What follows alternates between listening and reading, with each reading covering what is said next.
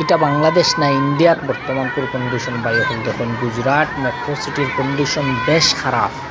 গত কালকের তো এখন পর্যন্ত তকরিবান নিউজ চ্যানেলের মোতাবেক 40 জনের উপরে মারা গিয়া হচ্ছেন। হাজার হাজার না লক্ষ লক্ষ মানুষ গড় ছাড়া।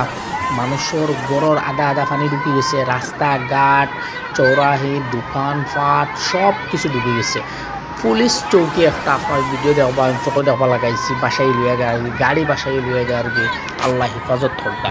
হিন্দু মুসলিম এভরি জাতি, যত জাতি আছেন যত প্রাণী আছেন সব আল্লাহ হেফাজত করতা। দিলসে আমরা দোয়া করি বন্যায় এই বছর যত পরিস্থিতি খারাপ করে পার কোনো বাসা নাই। আল্লাহ বুদ্ধ বালাই আছে। বর্তমানে আমরা আসাম তথা বরাকবেলি তো আজকে 2 দিন তোনে পানি বাড়তেই আছে হইতে কি পানি আর হইতে কি তার কিচ্ছু বোঝা না। আল্লাহ হেফাজত করতা লঙ্গাইতে কন্টিনিউ পানি বাইর। আল্লাহ হেফাজত করতা। আমরা এখন দোয়া করতা।